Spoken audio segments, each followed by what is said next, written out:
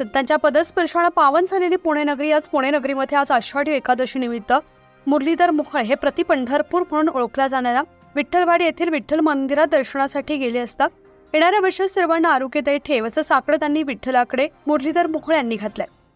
तर दरवर्षीप्रमाणे यंदाही तब्बल 100 किलो खिचडी व उपवासाचा अल्पवर वाटप करत विठ्ठल मंदिरात सेवा देत त्यांनी भाविकांचं मन जिंकलंय।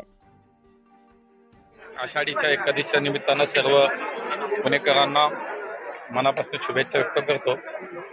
वारकरी संप्रदायात आणि आपल्या या आळंदीच्या पंढरीच्या ज्ञानेश्वर माऊलींच्या तुकाराम महाराजांच्या पालखीचं आज पंढरपुरात आगमन होतं। आज सकाळी पंढरपुरात पांडुरंगाची शासकीय पूजाही संपन्न होती आणि त्याचप्रमाणे प्रति पंढरपूर म्हटलं जातं की आमच्या विठ्ठलवाडीतल्या या पांडुरंगाच्या मंदिरामध्ये सुद्धा संपूर्ण जिल्ह्यातून खूप मोठ्या प्रमाणात भाविक या ठिकाणी येतात आणि अनेक वर्षापासून या ठिकाणी आमदार माधुरीताई मिसाळ, बाबासाहेब मिसाळ यांच्या प्रयत्नातनं आलेल्या प्रत्येक भाविकाला या ठिकाणी फराळाची व्यवस्था केली जाते, खिचडी वाटप केले आणि मी दरवर्षी येतो, दर्शनही होतं आणि या कार्यक्रमालाही येतो। त्यामुळे एक मोठ्या प्रमाणात या ठिकाणी भक्तांची सेवा कैलासवासी सतीश धोंडीवा मिसाळ प्रतिष्ठानच्या वतीने केली जाते, त्यालाही भेट दिली आणि खूप मोठ्या संख्येने आज भाविक आहेत। सगळ्यांना खूप खूप शुभेच्छा। अनेक छोटासा प्रश्न की आषाढी एकादशी निमित्त येणाऱ्या विधानसभेसाठी किंवा पुणेकरांसाठी खास काही साकडं विठ्ठलाकडे घातले?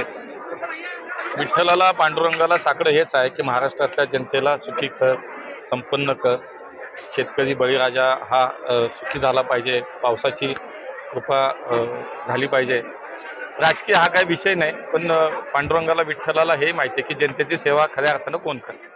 बाबाजी काय सांगाल, सलग 18 वर्ष तुम्ही भाविकांची सेवा करता आणि यावर्षी तब्बल 21,000 किलो खिचडी वाटप तुम्ही भाविकांसाठी करताय।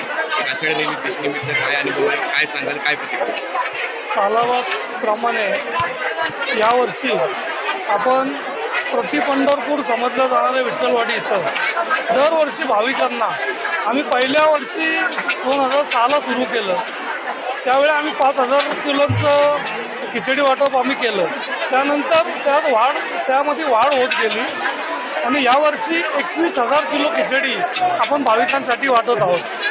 दरवर्षी आम्ही देहूपासून आम्ही अन्नदानाला सुरुवात करतो। देहूला 3 दिवस जेवण असतं वारकऱ्यांना, त्यानंतर महात्मा फुले मंडईमध्ये असतं, त्यानंतर आम्ही दिवे घाटामध्ये शेंगदाण्याच्या लाडूचं वाटप करतो।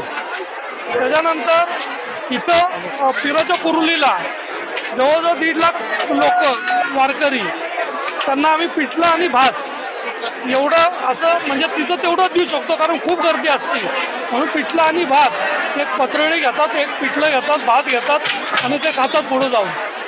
द्वादशीला आम्ही शिऱ्याचं वाटप करतो पंढरपूरला आणि त्याच दिवशी इथं खिचडीचं वाटप सगळ्या भाविकांना करतो। या परिसरामध्ये भरपूर लोक आज सकाळी आम्ही 3-3:15 वाजता आरती होती, पूजा आरती होती, त्यानंतर नैवेद्य दाखवतो, नैवेद्य दाखवून आम्ही या इथून प्रसाद वाटपाला सुरुवात करतो। खूप सुंदर असा प्रतिसाद असतो।